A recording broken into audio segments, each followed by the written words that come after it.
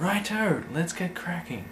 Okay, this is a reply to Moviebobs' latest Game Overthinker video. If you don't know which one I'm talking about, I've featured it in my favorites. It's the one where he replies to his Resident Evil 5 racism video. And these are my thoughts as an Australian on his video. Basically, cultural theory states that a post-colonial viewpoint of, well, any medium of entertainment is necessary to, well, interpret the messages that are embedded in the text with the understand. And because of this, there's a distinct cultural lens from which other cultures are being viewed.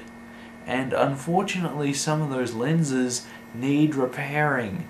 Like my glasses here. Sometimes they need replacing, but they still have lenses in them. Sometimes I need the lenses changed.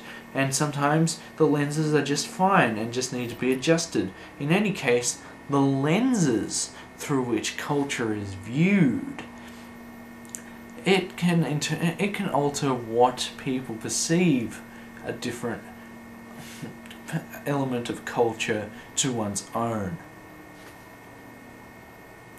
Now, MovieBob, I consider you a decent intellectual of our times, and you break down philosophical arguments into bite-sized pieces that are legible to the average person. I use big words, on the other hand, like sociology and I remember. Oh, that's right. Fluid identity. Fluid identity is one of those philosophical nightmares that Anthony Giddens spawned that explains pretty much a lot of culture about how gender is perceived and how we see ourselves as male and female in terms of gender. If you haven't heard of it, pick up Anthony Giddens' Sociology. Anyway, so MovieBob, you make some fair points in your video, and you actually replied to my comment, so thumbs up there. You actually care about your viewers. Me, on the other hand, I am an Australian who is still in high school even though he's 19 due to the fact that I'm on the Pathways program. And even though if I wasn't on the Pathways program, I never would have taken the Society and Culture unit in school, since it wasn't available when my first year 12 courses were available.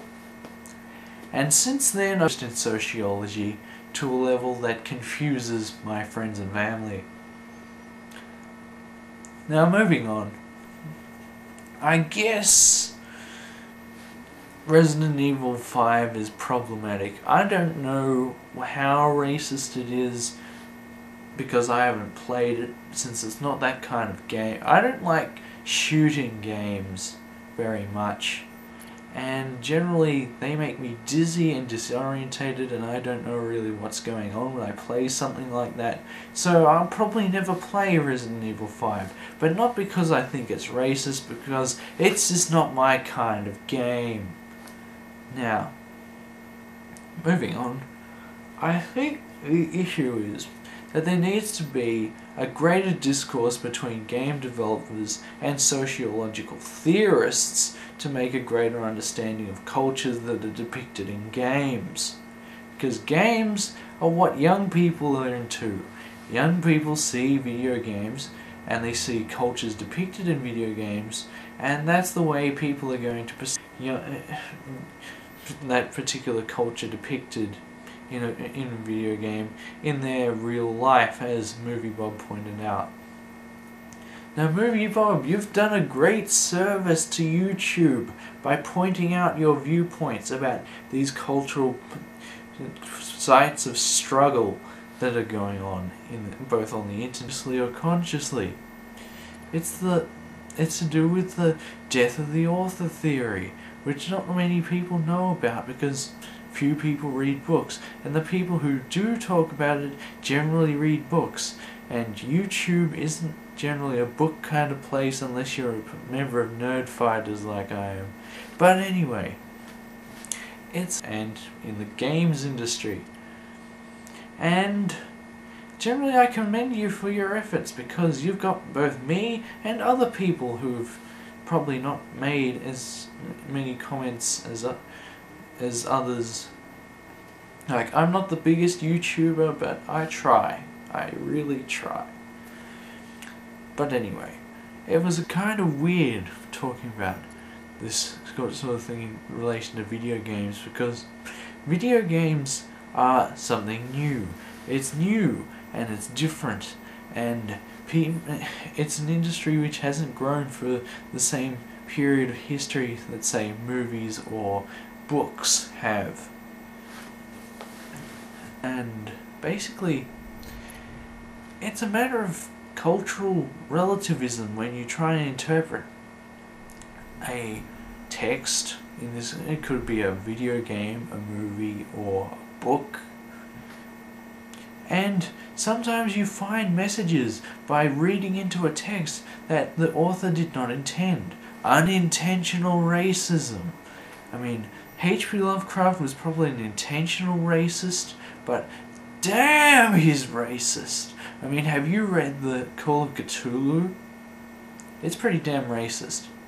I mean, I read To Kill a Mockingbird back in year 10, and I only understood why it was a believable depiction of racism once I read H.P. Lovecraft.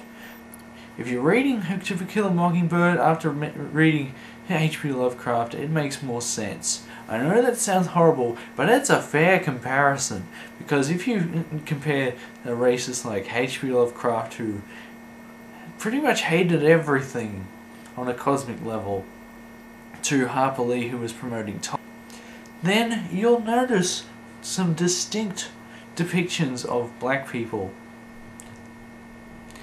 Well, Harper Lee intends to promote a greater understanding about black people, and Lovecraft is about the whole menace thing, menace to society, kind of lurking fear that was within the 30s.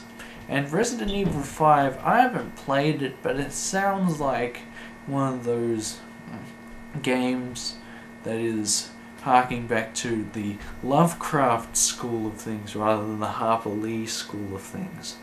Anyway, as for the Moviebobs' insistence that video games are from Japan, not all of them are from Japan, but a great number of them are from. Another thing about that is manga comics and, well, normal comics but that are a worldwide medium rather than just the American comics, because there do exist comics that were not made by Marvel and DC. In fact, some comics were not made by Americans at all. It was an entirely reasonable video you made, MovieBob, and I look forward to entering into further discourse with you about other games, about different cultural insights. Anyway, I'll see you soon.